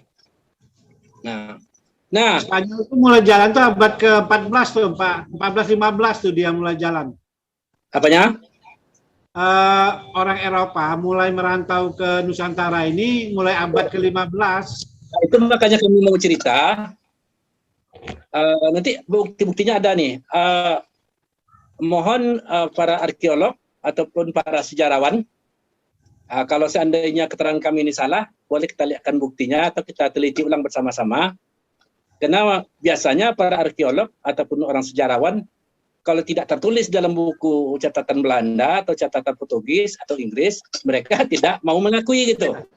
Nah, Iya, betul. sekarang kami jelaskan, kalau menurut Tambor sini, menurut Datuk Rajo Dubalai, penguasa Muaratakus, keturunannya Datuk Sri Maharaja Diraja Datuk Dubalai, bernama Datuk Ramli Dubalai, itu pernah mengatakan pada kami, waktu kapal pencalang kami perlihatkan bahwa tercatat ada kapal di Nusantara ini yang mengelilingi dunia. Karena orang Spanyol mengatakan bahwa dialah bangsa pertama kali mengelilingi dunia. Sementara orang Spanyol mengatakan dia yang paling duluan, kemudian orang Cina katanya dia zaman dinasti Ming ya. Nah, kemudian orang Barat yang agak netral mengatakan itu bangsa Mesir kuno katanya. Nah, dalam catatan yang tertulis ataupun Tambo yang pernah kami dengar, bahwa ternyata dalam sejarah perlayanan mungkin ada itu, bahwa orang Barat pertama belajar membuat kapal layar besar itu adalah dari orang Melayu tua Nusantara di Sumatera ini. Aneh. Mereka belajar di Selat Melaka di Laut Embun. Laut Embun itu sekarang cikal bakal Sungai Kampar. Nah, mereka belajar tadi di sini dengan kayu yang disediakan, tetapi mereka juga tidak paham dalam membuat kapal tadi. Akhirnya kemana? Untuk praktisnya mereka mendatangkan tukang dari Muaratakus Kampar ataupun dari Kampar, Sumatera Tengah. Rombongan pertama 100 orang, kemudian ada 200 orang. Nah, mereka membuat kapal untuk Spanyol. Karena awalnya zaman Andalusia dan zaman Daulah Umayyah juga tukang-tukangnya juga datang dari kita yang para ahlinya pembuat kapal kunonya. Dulu kan terkenal kapal pencalang, nanti kalau kita terangkan itu panjang. Ini kita fokus ke ada hubungannya dengan Brunei dan Filipina tadi.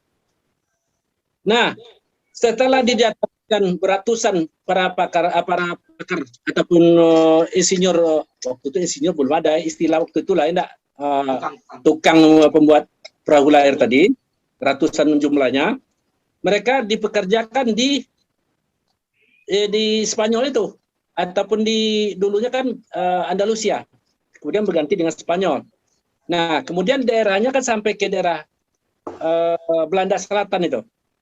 Daerah di selatan Belanda itu ada nama sebagai bukti sekarang ini ada namanya di situ masih ada nama ini Kamparland atau Kampar. Ini disitulah sesudah dibuat di Spanyol, kemudian antara Spanyol dengan Portugis bentrok dan Inggris juga, akhirnya mereka saling berebut dengan konsep 3G itu, gold, gospel, glory tadi. Yang mereka masing-masing unjuk kekuatan. Nah, Belanda ini belajar membuat kapal sama orang kita itu adalah di Kamparland. Itu bisa ditengok di internet. Kamparland tadi pantai disebut dengan pantai rumput. Nah, kenapa dikatakan Kamparland? Nah, karena yang datang ke sana tadi kalau kita kaitkan dengan Tambo yang ada di sini, anak kemenakan Datuk Sri Maharaja Dubalai sebagai pewaris daripada kerajaan Indo-Dunia ataupun kerajaan Srivijaya, Kedatuan Srivijaya tadi, itu yang mengajarkan mereka membuat kapal. Nah, kapal itu tadi, inilah yang digunakan oleh bangsa Portugis, bangsa Spanyol, mereka tiru, oleh orang Belanda, mereka tiru, dan setelah terjadinya perang salib, 1, 2, 3 segala macam tadi, mereka ingin menguasai setelah jatuhnya Cordoba dan Granada ke tangan orang Kristen, ya mereka keroyok. Akhirnya Andalusia jatuh, Cordoba, Granada jatuh. Akhirnya mereka mencari pusat rempah-rempah dan pusat perdagangan emas ataupun perkakas rumah tangga yang sangat tinggi nilainya tadi. Terutama pusat rempah-rempah. Nah, sebelah timur, daerah matahari terbit, adalah kerajaan kita ini. Nah, dipakailah teori 3 tadi untuk menghancurkan negara kita ini. Nah, siapa yang diajak untuk apa tadi? Itulah tukang-tukang tadi, habis mereka bunuh, kecuali yang sampai ke Nusantara itu 1. Kalau dikenal dari kelompok kita itu Datuk Panglima Hitam. Nah, itu Panglima Kampar dulu digelar. Nah, yang lainnya. Sebelum nyambung ceritanya, mungkin bisa nggak dijelaskan, diperkira-kirakan yang Datuk sebut kita ada 100 orang yang dikirim ke Eropa sana ya. Ya. Kalau kita mau ke timeline-nya, Kak, kalau saya terus terang concernnya tahunnya berapa gitu timeline-nya gitu. Abad 12. Berapa tuh? 12-13. Oke, 12-13 tuh masuk akal tuh. Ya. Ya, betul.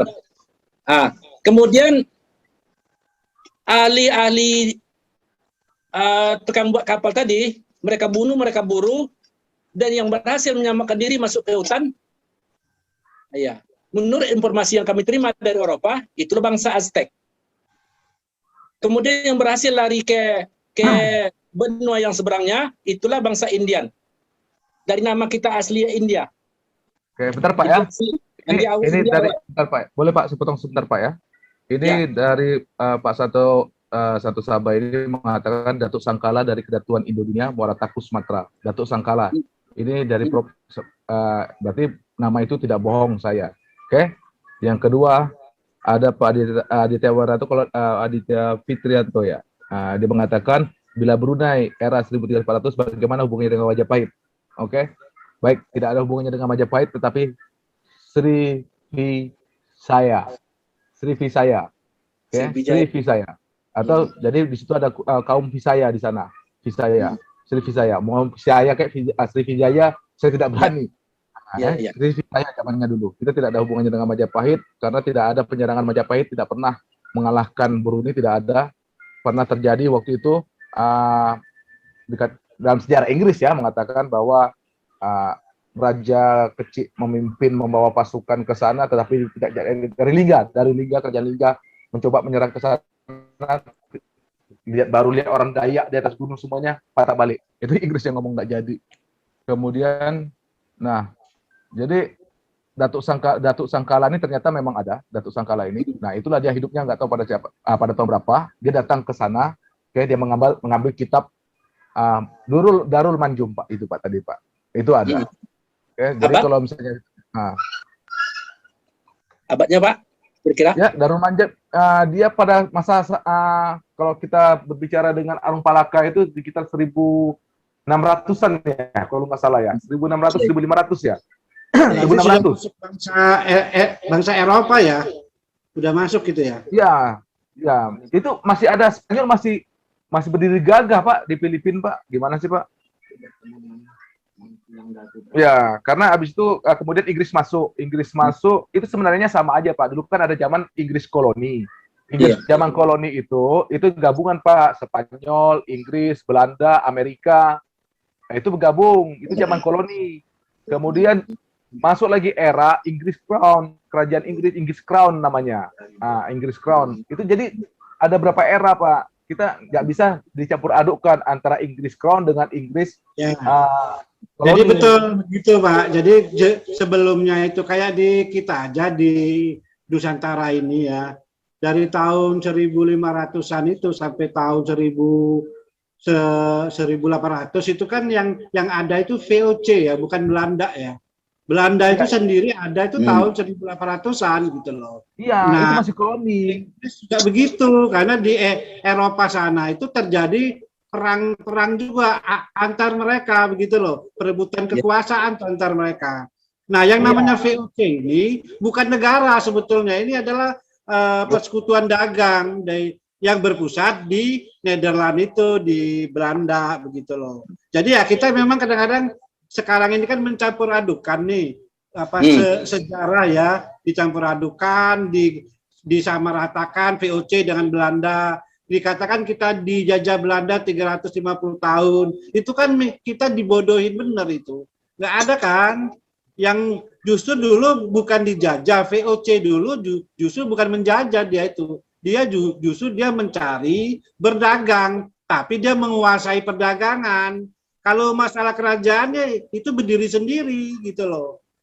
Jadi sistem paksa Pak dulu Pak. Itu sistem paksa Pak. Jadi begini Pak. Mereka datang, lu mau nggak nih gua sewa tanah ini, yang lepas sama dia, ya kan, dia pakai. Ini ada yang mau, ada yang tidak mau gitu loh Pak. Betul. Bagi yang mau, dia masuk dalam daftar list tadi. Iya betul. Jadi banyak cara Pak. Mereka tuh yang penting bagi mereka ya, SDA itu beralih ke mereka, karena kan BC itu dagang. Kapal mereka yang balik dari Nusantara ke Eropa harus banyak bawa barang begitu loh. Itu aja. Mau bagaimana caranya mendapatkan? Kalimantan, Pak. Kalimantan maupun seluruh Molodia, ya, itu murni lepasnya itu pada tahun 1887, Pak. Itu murni lepas. Jadi sudah dikuasai Inggris memang, kuasa total. Lepas, Pak, sudah. Jadi kemudian maka ketika ada seorang pemuda ya bernama Jos Rizal. Oke. Pada tahun 1887 tadi ini ada namanya Jos Rizal. Kalau kita sebut dalam daftar itu Tuan Rizal. Orang Melayu. Ya, dia orang Melayu, cuma dia berkedudukan di Filipina waktu itu. Ya, betul. Pernah dengar apa? Dia menulis juga buku Nolime Tengere. Dia menulis buku Nolime Tengere dan membuat kaget keluarga kita waktu itu. Dia menulis itu, loh, kok dia menyangkut pautkan silsilah keluarga kita juga ada. Nah, kita buka bukunya dia. Ceritanya dia bagaimana tahu Jos Rizal ini, tapi setelah kita lihat daftar lista di nama, ternyata ada dia pada umur 17 tahun.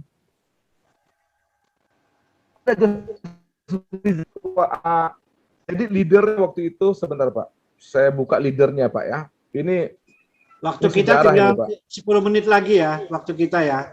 Pak Sultan. Oke. Ya, Ini Pak Sultan. ya Pak Dino, kenapa, Bang? Ini ada sesuatu yang mau kita perlihatkan juga yang terkait hubungan antara yang kapal tadi kan belum selesai ceritanya nih. Oke, untuk Bang Dino, untuk Bang Jul, ada waktu 3 menit lagi ya Bang Jul ya, silakan ya. Nanti sesudah itu kita beralih ke Datuk Latif lagi. Maka sementara kita alihkan dulu ke Datuk Latif. alihkan dulu, nanti saya kasih namanya itu, nanti alihkan dulu karena di file ini. Oke, siap. Oke, gitu. Sedikit nih ya. Namanya ini adalah Muhammad Mantiri. Dia adalah political leaders, man in a first legislative step in Sulu, Lawaking body. The Muhammadan key leader. Itu dia. Muhammad Mantiri. Nah, itu nama dengan Jos Rizal waktu itu. Oke. Ya, oke. Nanti kita bisa cek lah di internet banyak gitu ya. Oke, kita kembali dengan Datuk Latif. Silakan Datuk Latif. Apa yang tadi kita singgung pelayarannya Pak ya, yang dia orang apa belajar dengan orang Melayu tua Nusantara membuat kapal. Di mana ratusan tukang di apa? Ini kira-kira gambarannya Pak. Ini kapal yang kita buat di Melayu Nusantara yang pernah menjelajahi dunia nih sampai ke Eropa. Namanya kapal pencalang. Kapal pencalang artinya kapal ini kerajaan Puncak Alam Pulau Poco dulu yang punya. Nah, ini bentuk bangunannya di dalam. Ini kapal di dalamnya. Ini maaf, ini bukan bentuk aslinya karena ini kami buat nanti untuk wisata gitu, untuk mengingat kapal pencalang. Gambar aslinya ada kami buat Pak. Ada bendera merah putih itu. Di video Sriwijaya. Nah, ini kita pakai merah putih. Di video yang kemarin tuh ada di video Sriwijaya itu ada diperlihatkan itu mengenai kapal yang bentuk awal. Ini kan dalam objek wisata. Tapi ginilah kira-kira ada rumah lontiak yang kita buat di situ karena ini adalah rumah tradisi Melayu kuno di Kampar dulu. Nah, rumah ini ada kaitannya dengan orang Dayak, orang Brunei dan orang Sarawak asli. Termasuk juga orang Sulu dan Filipina. Ini model ini rumah atap rumahnya Pak. Dan rumah ini masih ada yang asli di Kampar. Ada sekitar 15 buah rumah lagi namanya rumah lontiok. Ini rumah tradisional masyarakat Kampar asli. Yang merupakan cikal bakal yang dibuat apa ini untuk kapal apa tadi kapal pencalang tadi. Inilah yang tercatat dalam buku dan catatan Alexander Sukarna ini tuh Pak yang dicatat dalam apa perjalanannya waktu penaklukan ke India dan India dan Persia. Nah, ini tertulis. Nah, kita gambarkan ini, kita juga punya artefaknya, tapi kami belum sempat menengokkan. Dia ada gambar naga nih, perahu layar. Nah, bahkan kita punya ini Pak, bahwa kompas tertua di dunia ada di negeri Melayu tua nih. Kampar kuno itu. Apa Pak, kompas ya? Kompas. Dalam arti bangsa. Kompasnya ada, tapi belum kita perlihatkan karena ini adalah rahasia. Kita takut nih dimodifikasi ataupun dibuat cetak ulang sama orang. Cetak ulang orang Pak. Ini masih kita rahasiakan. Di situ ada tulisannya. Jadi kalau bangsa Cina tadi mengatakan bahwa dia adalah bangsa pelaut pertama kali di dunia, dengan mengatakan bahwa dia membuat kompas pertama kali dari tembikar, kita ada Pak sama kita. Dibawa ke Muartakus dulu. Nah, bendanya ada sekarang, tapi belum kita perlihatkan tadi karena waktu Bapak. Yang bisa kami perlihatkan sekarang adalah cap raja dari dinasti Ming dan Qing. Nah, ini yang bisa kita apakan. Kalau kompasnya ada Pak, ada kita simpan. Besarnya sekitar diameternya 45 cm, tebalnya 1,5 cm. Di situ ada gambar petanya sekalian. Dan ada di pinggirnya nih, pinggir itu ditulis ada peta-petanya. Nah, kalau pakar dari Malaysia, seorang dokter kami lupa namanya mengatakan, ini jelas kompas Pak, yang dalam itu petanya katanya. Ini luar biasa nih katanya. Nah, ini mengatakan kenapa sampai di negeri kita? Karena mereka tuh belajar memang ke Muartakus itu, Sumatera Tengah. Kemudian kompas yang lebih tua daripada itu ada Pak, dari perunggu malah. Kalau kami menyebutkan kompas bangsa Melayu Andole, karena tidak ada tempat lain gitu. Ternyata kompas yang ada sekarang di dunia ini meniru pola daripada garis-garis yang dibuat petunjuk yang dibuat dalam kompas Melayu dan buat dari perunggu itu. Tidak ada yang bisa membaca, karena di situ ada tertulis di pangkal ada tulisan. Kami tanya pakar-pakar nggak bisa membaca Kode-kode. Nah, apakah itu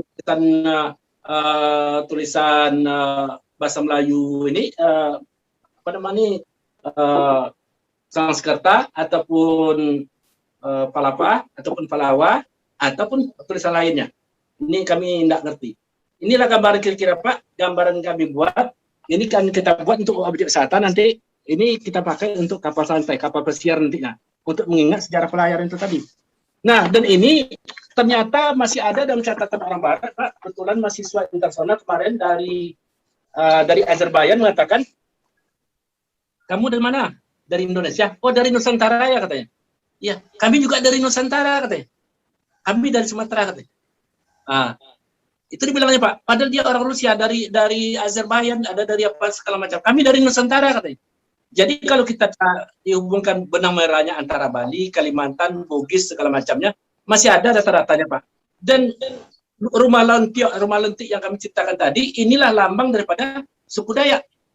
Dan juga lambang daripada Brunei. Kami datang ke Brunei 5 tahun yang lalu, kami lihat, karena kami tidak bisa masuk ke istana Pak ya, waktu itu kami kedatangan mendadak, kami lihat di depan gerbang itu lambangnya ada lambang rumah tradisional Kampar gitu. Rumah lentik tadi. Nah, kemudian juga di Filipina kami dapat data bahwa yang membangun kota Manila, yang melawan Portugis tadi adalah Jose Rizal dan itu adalah orang Melayu, kemudian penduduknya juga adalah bangsa Melayu, kemudian nama rajanya yang membangun kota Manila itu dulu juga adalah orang kita Melayu Pak, Nusantara, dari Muartakus juga, tepatnya dari Kota Lindung Bulan. Sampai sekarang dia bergelar Begindo. Datuk Begindo tuh pucuk suku Melayu Bendang, Pak. Nah, Bendang di dekat Muartakus, sekitar 12 kilo dari Muartakus itu, kemudian dengan Melayu Bendang yang ada di Malaysia, dan juga yang ada di Palembang gitu. Nah, kemudian sampai rata-ratanya dari rumah tadi sama dengan rumah Bendang yang ada di Kuok, Pak. Di kampung kami di Kuok, sekitar jaraknya kalau potong kompas itu mungkin sekitar 12 kilo dari Muartakus, tapi karena kita ikut jalan jauh jadinya panjang. Nah, ya. Gini Pak, yang bangun rumah itu, yang dibilang orang Minang itu bukan Baginda yang buat Pak, mohon maaf. Yang buat orang Minang itu adalah Mamang Kutuo Saripudin Pak, itu yang membuat Pak, bukan Raja Baginda. Raja Baginda itu memang asli Buranum. Itu catatan keluarga saya, sisilahnya ada, itu Buranum. Ya, dari Burunian dia. Dan yang membuat rumah-rumah itu yang ada di Filipina itu sampai disuruh Morolandia, rumah gadang itu Pak, yang kayak rumah Padang itu adalah Mamangku Tuo Saripudin I. Mamangku Tuo Saripudin I. Nah, itu ada catatannya Pak. Nah, jadi kita nggak bisa main tebak-tebak buah manggis nanti jadinya. Ya, kita silakan Bapak kalau mau datang pergi ke Kinabalu. Sekarang di Kinabalu lokasinya itu yang memegang semuanya data-data itu ada. Itu. Jadi silakan Bapak mau lihat.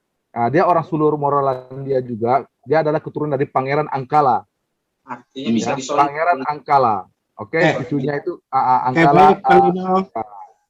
Jadi Baik, gitu, Bang Pak. Dino. Bisa kaitkan gitu Pak, antara Melayunya itu Pak, Melayu Nusantaranya maksud kami, gitu.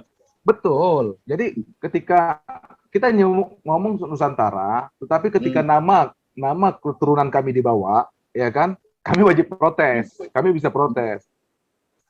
Nah, itu, Ya, baik, karena Bang Dino, Pak Syariful Latif, Hasim. mohon maaf, Bang Dino, Bang Zul, Abdul Ya. Latif, mohon maaf Ya. ini karena kalau kita bicara kayak gini seru memang, Pak. Ya. Sejarah ini kan ada versi masing-masing nih. Yang satu sisi ya ini menurut keluarga kita ya begini, ya ini menurut Belanda nanti begini, yang ini menurut hasil penelitian terbaru Nanti, beda lagi. ya. Inilah Pak.